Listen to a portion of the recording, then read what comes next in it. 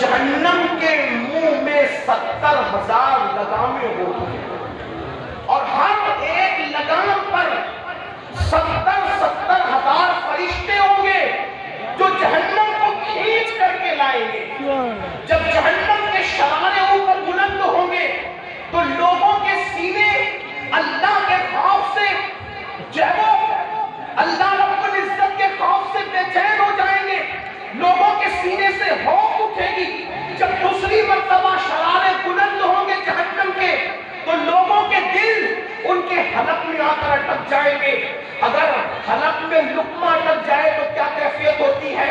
جہنم جب دوسری مرتبہ سانس لے گا اور اس کے شرارے بلند ہوں گے، یہ قیامت کے دن کا منظر ہے میرے بھائی، جس کے بارے میں ہم کہتے ہیں جو ہوگا دیکھا جائے گا، نپٹ لیں گے، دیکھ لیں گے، یہ ہوگا وہ ہوگا۔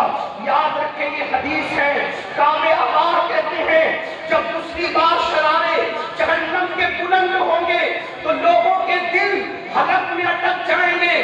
اور اب سنو، دل کے کانوں سے سنو سنیو، کعب احبار کہتے ہیں جس کو ابن حجر اپنی کتاب میں لکھ رہے ہیں، کعب احبار کہتے ہیں جب تیسری مرتبہ جہنم کے شرارے بلند ہوں گے، جب تیسری مرتبہ جہنم کے شرارے بلند ہوں گے تو اس وقت انبیاء کی یہ شان ہوگی، انبیاء کرام کی یہ شان ہوگی جہنم کے شرارے دیکھ کر کہ ابراہیم خلیل اللہ جیسا نبی اپنے گھٹنوں کو زمین میں ٹیک دے گا اور اللہ کی بارگاہ میں عرض کرے گا، مولا آج ابراہیم کسی کے لیے کچھ نہیں مانگتا، مولا آج ابراہیم بس اپنے لیے پناہ مانگتا ہے، آج ابراہیم کو پناہ دے دے، آج ابراہیم کو امان دے دے۔ آپ بتائیں تو صحیح، مسجد بنانے والے کی بات نہیں کر رہا ہوں، جس نے کعبہ بنایا اس ابراہیم علیہ السلام کی یہ شان ہوگی، بکری اور بچڑے پر قربانی کرنے والے کی بات نہیں کر رہا ہوں، اللہ کی محبت میں جس نے اپنے اکلوتے بیٹے کے گردن میں چھری رکھی اس ابراہیم خلیل اللہ کی یہ شان ہوگی۔ ابو الانبیاء، اللہ اکبر، نبیوں کے بابا، سید الانبیاء کے جد کریم ابراہیم علیہ السلام کی شان کعب احبار بیان کرتے ہیں کہ وہ اپنے گھٹنوں کو زمین پہ رکھ کے کہیں گے، اے اللہ آج ابراہیم کسی کے لیے کچھ نہیں مانگتا، آج ابراہیم اپنے لیے امان مانگتا ہے۔ آپ سے پوچھنا چاہتا ہوں اے میری قوم کے جوانوں، ابراہیم خلیل اللہ کی یہ شان ہوگی قیامت کے دن کہ وہ اپنے گھٹنوں کو زمین پہ رکھ کے کہیں گے، آج میں صرف اپنے لیے امان مانگتا ہوں۔ تو بتاؤ وہ لوگ جو ہفتے ہفتے پر ناپاک پڑے رہتے ہیں ان کا قیامت کے دن کیا انجام ہوگا؟ جو تاج کے پتے کھیلتے ہیں ان کا قیامت کے دن کیا انجام ہوگا؟ جو عورتوں کو پاک کی نظروں سے دیکھتے ہیں ان کا قیامت کے دن کیا انجام ہوگا؟ اسی کے بس نہیں، کعب احبار کہتے ہیں امیر المومنین ایک طرف ابراہیم خلیل اللہ کی یہ شان ہوگی اور دوسری طرف حضرت موسیٰ کلیم اللہ جن سے اللہ نے کلام کیا، وہ اپنے گھٹنوں کو زمین پہ رکھ کر اللہ سے کریں گے، مولا آج تیرا موسیٰ جس کو تو نے شرف ہم کلامی عطا فرمایا آج کسی کے لیے کچھ نہیں مانگتا، آج موسیٰ کو امان عطا کر دے۔ موسیٰ اپنے لیے امان مانگتا ہے، مولا تو نے مجھے شرف ہم کلامی عطا کیا، وہ کلام کا کرنے کا شرف دیا۔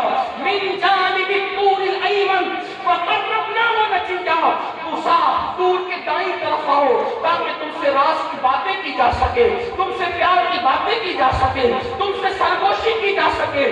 اللہ اکبر، وہ موسیٰ کلیم اللہ اپنے گھٹنوں کو زمین پر رکھ کے کہیں گے، اے اللہ آج میں کسی کے لیے کچھ نہیں مانگتا بلکہ آج تو میں اپنے لیے امان مانگتا ہوں۔ حضرت فاروق اعظم رو پڑے، آنکھوں میں آنسو آ گئے کہ کسی پہ بس نہیں۔ حضرت کعب احبار نے کہا امیر المومنین صرف یہی نہیں ہوگا بلکہ اس وقت جناب موسیٰ کی یہ شان ہوگی تو اس وقت لوگ دیکھیں گے حضرت عیسیٰ کی شان یہ ہوگی کہ عیسیٰ علیہ السلام اپنے گھٹنوں کو زمین پہ رکھ کے اللہ سے عرض کریں گے، وہ جہنم کا حال دیکھ کر، وہ جہنم کی حرارت دیکھ کر، وہ جہنم کی تپش دیکھ کر حضرت عیسیٰ کہیں گے، اے اللہ تو نے مجھے کنواری بطول مریم سے پیدا کیا، مولا آج میں اپنی ماں مریم کے لیے بھی کچھ نہیں مانگتا، آج میں مریم کے لیے بھی کچھ نہیں مانگتا، مولا آج تو عیسیٰ کو اپنی جان کی امان دے دے، مولا میں اپنے لیے امان مانگتا ہوں۔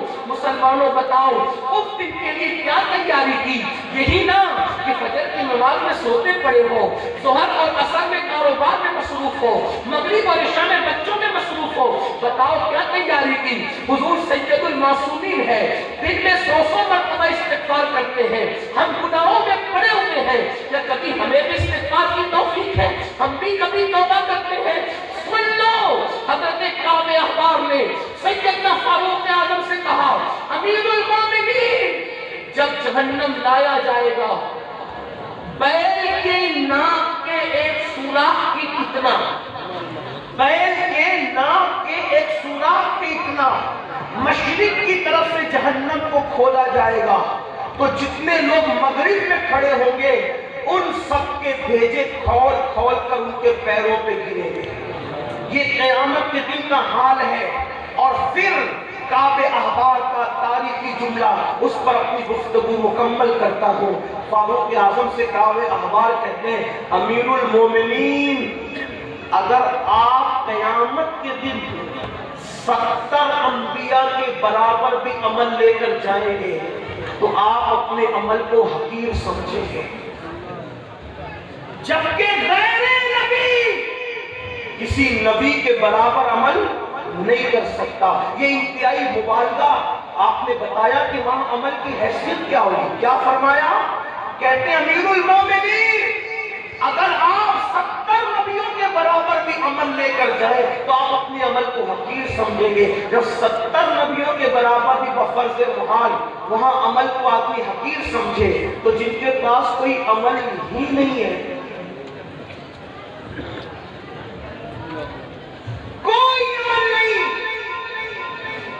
جمعہ کی 2 رکعت بھی ہے تو اس میں بھی پتہ نہیں کتنے خرافات کر کے جاتے، غسل بھی صحیح نہیں کرتے، وضو بھی نہیں سیکھتے، کمپیوٹر سیکھا، یہ سیکھا، وہ سیکھا، وہ سیکھا، کبھی نماز بھی سیکھی، اور بڑی سادگی سے کہتے ہیں مولانا سب چلتا ہے، کیسے بھی پڑھو اللہ قبول کرتا ہے۔ اگر کیسے بھی پڑھو اللہ قبول کرتا ہے تو پھر اللہ اپنے محبوب کو کیوں بھیجتا؟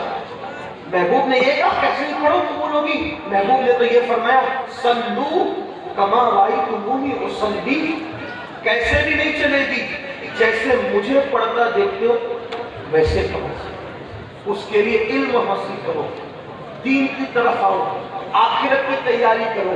ذہن میں بہت سی باتیں آتی ہیں لیکن ٹائم میرا مکمل ہوا، بس آخری میں 3 جملے میرے سن لے بات پوری کرتا ہوں۔ اس وقت ہندوستان کے مسلمانوں کو بہت سنبھلنے کی، سوچنے کی، غور کرنے کی ضرورت ہے۔